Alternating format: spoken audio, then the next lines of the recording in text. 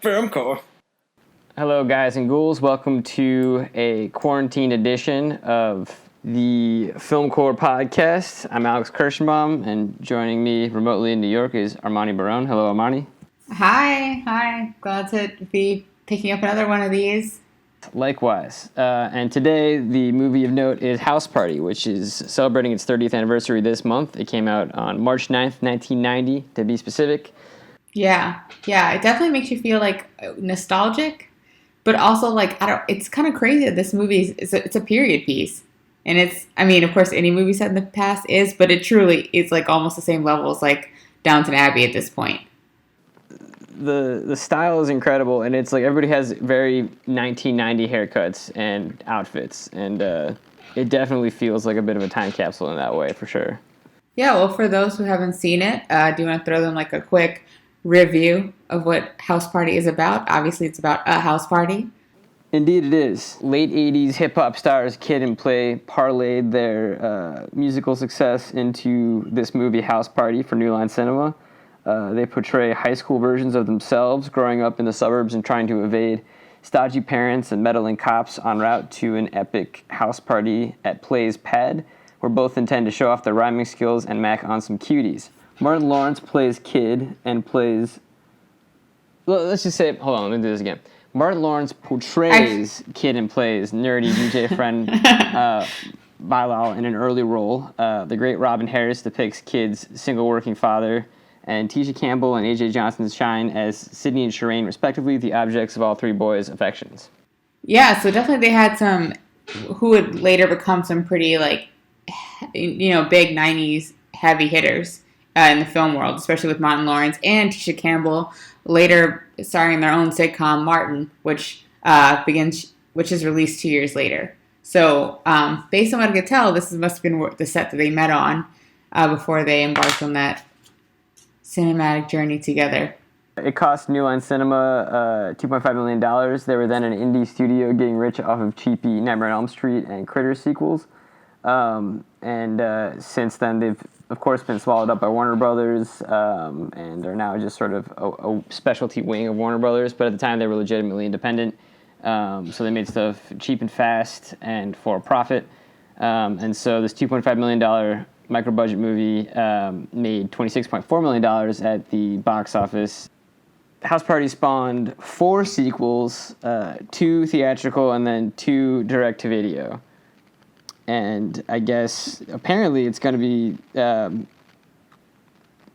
remade by LeBron James's production shingle, Spring Hill Entertainment. So... Oh, wow. I don't think this is a premise that ever needs to be rehashed again, considering there are 4 other movies that follow it. But, okay. I hadn't seen this movie in so long, and I really appreciate about it. Overall, it was pretty wholesome. Like, compared to kind of like current portrayals of high school, like we have with Euphoria, for example, or like Superbad or Project X. Like, everything was pretty tame for the most part. And the craziest moment was when a kid gets arrested, but it's for something that like was so like not his fault, and he was just being chased by bullies. So at that point, that even seems like pretty tame in the line of like things you can get arrested for and this kind of genre. Yeah, he gets chased by bullies and like locked into a shed, and then the cops bust up the troublemakers and somehow throw him in jail. But of course, it's sort of like the charges are not going to stick on him, and he makes bail, and that's that. Wait, well, should we start at like the beginning of like where this all kicks off? Yes, sorry, we are getting ahead of ourselves. We don't have to go too in depth with it because it's pretty basic of a story. But yeah, we can quickly break down the arc of it. Well, let's first lay out like who we're dealing with. Kid and Play, rap duo. Kid is sort of the nerdier one of the duo. He's known for his really extremely dramatic high top fade, the one that no one knows how to interact with and that people have to comedically avoid because it's so massive. It's kind of like Marge Simpson level. Yeah, they keep calling him Eraserhead because he has the Eraserhead haircut. Yeah, so he's being raised by a single father who works double shifts, and for some reason him and everyone in this movie look like they're 30 going to high school, and his dad looks like he's only a few years older than him. And it turns out that Robin Harris was only like 10 years older than him in the movie, playing his dad. Breaking to the whole reason we're having this party is Play's parents are going to be out of town. Enough said. And then, and so the whole movie's about, you know, the various hijinks that ensue when obstacles are thrown in the way of mostly Kid getting to the party and then getting home from the party. I mean, there was very little drama at the party, to be honest. I mean, really, the party went off without a hitch, basically. Which is, like, interesting to think is, like, there's really no conflict in this movie. Well, I mean, there is, but in the grand scheme of things, it's all pretty, like, adorably sitcom level resolved by the end. Like, there's, like, a big recurring arc at the party of, like, the guy that bumps into Martin Lawrence's DJ setup. And he's just, like, annoyed with, like, the music choices. Yeah. And, like, that's one of the main conflicts at the party. Just, like, someone bumping the table. So, like, that's low-level stakes here, overall. Right. And then Kid kind of juggles between the Tisha Campbell character and the A.J. Johnson character. And Tisha Campbell's annoyed. And like, that's, I guess, another low-key drama from the party. But that's kind of it. Yeah, it's pretty simple. Yeah, I mean, it definitely felt like an indie at points, but it also just felt like they were more trying to be sort of true to, like, the actual high school experience versus, like, the super exaggerated forms that we have, like, now. And the only thing that makes it feel, like, inauthentic is the fact that everyone just is so obviously not high school age. Yeah, like, I didn't know they're supposed to be in high school until we got to the cafeteria scene, and then I realized, oh, okay, I guess we're going to pretend when to be that bully 30-year-olds or 18. When those bullies are drinking that milk, I'm like, are they 40? Yeah. Like, in this high school? Just, like, roided out, like, you know, 1990 Stallone-level big bully characters. You're like, those guys are not, you know, teenagers. No. But, yeah. And so, yeah, I like the sort of innocuous nature of, like, there's a lot of trouble getting to and coming from the party, but there's not really trouble at the party. But it's still, like, engaging enough for you to not lose interest. It's like a 40-minute party scene, but it's not, it has little arcs to it, like narrative arcs, so you're not bored. But it is sort of a gentle hang. It's not, there's not crazy drama like you think of Superbad where, like, they go to a party and they don't know anybody there and then they have to, like, try to escape the party, or, like, the guy's girlfriend dances up on Jonah Hill and she, like, has, like, her period on his pants. Stuff like that. Oh, yeah. Yeah, it's a memorable scene. But anyway, they don't have that kind of level of drama even in this, which is nice. It's more like Dazed and Confused level where it's just, like, pretty chill. Yeah, I mean, in this kind of time and day and age, it's kind of nice to just have a pretty chill movie to coast through. I mean, like, to be fair, like, there are stakes. Like, the cops, at first it's sort of innocuous. They're sort of pestering Kid and Kid's dad. And the high school bullies that bother Kid and almost prevent him from going to the party. But then things escalate with the cops. And, you know, eventually that leads to Kid's arrest coming home from the party. And so, you know, Kid does go to jail. So, like, that is, you know, that's some stakes. But in the party itself, it's pretty chill. Yeah, I mean, overall, with I feel like a lot of other movies that, like for example, like Boys in the Hood and, like, Friday that were released during a similar time where they kind of, like, tackle more of the issues faced by people in the Black community during that period. I mean, and still today, things like, you know, like poverty and, like, police brutality, they do kind of cover these issues, especially with the fact, like, that the cops keep harassing everyone who's coming and going to the party for almost no reason. Yeah, just as they're, like, walking around. Yeah. Yeah. For example, Shireen, she lives in the projects, which in their own way, the kids or kid adults or the teens, as they're supposed to believe, sort of touch on that idea of, like, classism within the community.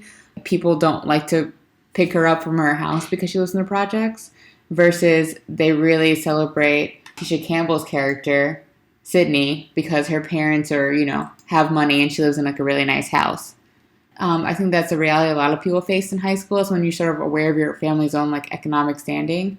But what I also liked about it is that it shows that, like, sort of within the Black experience, there are these different levels, that we don't all like live in the hood, and that we can all sort of be working class and struggling, and also some of us are like, have money or upper middle class and things like that. So Yeah, it was interesting that the two guys, Kid and Play, were thinking about the different situations pragmatically in terms of like hooking up, because their whole thing with like AJ Johnson's character was that because she lived in the projects, no, everyone was going to be home, so they never really would have time alone to hook up. Whereas in like the Tisha Campbell house, there's more room for them to covertly have sex. So that's kind of how they broke it down. yeah, which in that respect, I mean, in some ways, like being in this like poor environment meant that Shireen was like sort of more looked out for. Well, right off the bat, my favorite scene in the whole movie was the dance off. That Kid and Play like dance routine is pretty iconic, and I really love that moment because it was, I don't know, just so wholesome. And probably my least favorite moment was like when Kid gets arrested and goes to like jail for an hour, and essentially they make it seem like he's about to be like raped in this prison. And I just don't know why this joke, I mean, given this film was made in 1990, so it was still pretty low hanging fruit. Now it's super overplayed, but I guess I don't know, like from my perspective now, as an adult and having seen like a lot of different movies that sort of like depict prison life, especially like on like from a male's perspective, I don't know if this could be triggering for a lot of people, especially if you've been in jail, or if this is not a healthy stereotype to keep, perpetuating. And also the fact that like him rapping to elude the other inmates in the cell with him while he waits for his friends to come get him. I don't know. Like that's the one part that really made me uncomfortable, and I just felt like I don't know. This movie is like an honest. It's it handles things with good humor and lightheartedly, but it's also it doesn't shy away from the big issues affecting like the Black community in that era, or even now, like you said, with like the creepiness of prison and the way that cops prey on certain demographics. So I think I don't know. I think it's an uncomfortable scene, but I don't know how. I think it's okay that it's in there and it's brutal and stuff, but it is weird, and it does feel like a little bit like it doesn't totally match the tone of the rest of the movie. But I think it's okay. I mean, and then like he gets out of it with his freestyling skills, so that's kind of cool. I don't know. Yeah, I mean, that's the only thing that gives like a little bit of levity to the situation and makes it sort of easier to sit through. It's just the fact that he's just like sort of like freestyling his way out of it. And then it was really touching when he comes out and like all of his friends are waiting for him because they've managed to bail him out. Yeah, it was heartwarming. That was a nice shot too when he sees the four friends and they have like the nice little music cue. Yeah, well handled. Yeah. I think. Oh, I should also mention the music was really great. The soundtrack, it's full of like late '80s and early '90s R&B and hip hop, and that stuff's aged super well, like a fine wine. You got Flavor Flav in there, got some LL Cool J, but like retro, sort of peak LL Cool J. Kid and Play do some stuff. You got Heatwave in there today. The theme song is by a zillion people: Full Force, Lisa and Cold Jam, Ex Girlfriend, UTFO, Dr. Ice, and Cheryl Pepsi Riley. So, but yeah, none of it feels like, I don't know, it all fits. It all fits. So yeah, I think that was probably the best part of it. I also really loved, speaking of the music, I love the hip hop freestyle battle between Kid and Play. That sort of is sort of the button for the party, the main party sequence. So it's like after the dance off, they have a rap off, and that was pretty great too. So yeah, I think maybe a bit more of an emphasis on the music would have been fine with me. Yeah, I mean, honestly, if we just like ended the movie after that party scene, I would have been totally satisfied. Yeah, I think that's definitely valid because like the stuff with the bullies escalates weirdly, and the bullies are gonna like burn down the house and ostensibly murder everybody inside at one point. Yeah. Like that's kind of Yeah. extreme. I don't know. It's like watching It or something, and then the bullies are gonna murder the out of shape kid, right? And like I just you just think, man, like they're really taking it to another level. And I don't know, maybe like that stuff happens. Like maybe in the 50s, in It, those kids would murder each other if given the time, and maybe in the context of this movie, like maybe those kids would have burned the house down. I just don't totally buy either scenario. I don't know. So, yeah, I just feel like they sort of couldn't get in. That was like the end of it. Should have been the end of it, and like we could have all walked away with like kid walking them home, walking each of the girls home, then getting back to his house, feeling like he accomplished something, and then still getting in trouble in the end by his dad. Which also was weird. Like, I'm saying his dad was going to spank him. He's like 30 years old. I don't know. Yeah. That was another thing, too, but I guess that's maybe from that era. Like, I don't know. I was never spanked as a kid, like, but I'm sure it was more prevalent back in the day, so. It's just hard. I just think it's weird. Like, I don't know who's spanking teens at this point, but their age difference makes it hard to believe the spank was even going to happen. That's true, but we're supposed to suspend disbelief and expect that we're supposed to assume that the dad is like 10 years older than the actor was, and then the kid is like 10 years younger than he actually was, and that makes the age gap more understandable. But yeah, in the movie, like you can tell that they're kind of close at age. Yeah. Like I guess a kid would have been like 25 when they shot it, something like that, because he was born in '64 and it was probably shot in '89. If it came out in March of 1990, so yeah. And then the dad would have been, he was born in '53, so he would have been, like 36 when they shot it. So, yeah, I don't know. 11-year age gap. Weird. Yeah. Let's see. Other important points to hit on here. Let's see. I don't know. I think, George Clinton was pretty good in it. I wanted more George Clinton, too. Speaking of the music, just, like, get a George Clinton number in there, Maybe make the hang scene, the party scene itself, like even 10 minutes longer, and then shave out the ending, shave out the prison stuff. Yeah. Let's see. So yeah, what overall did you think of it? Like, watching it as an adult, did you like it? What is your star rating out of 4 stars? In a 4-star system, I would give it 3, including half stars. So out of 4 stars, my rating probably be a 2.5 out of 4. Like, I don't know, for nostalgia reasons, I loved it. Just for the sake of, like, it is sort of like a time capsule. And I really loved everyone's style in this. I mean, overall, I thought it was, like, pretty cute. But maybe, like, 20 minutes too long.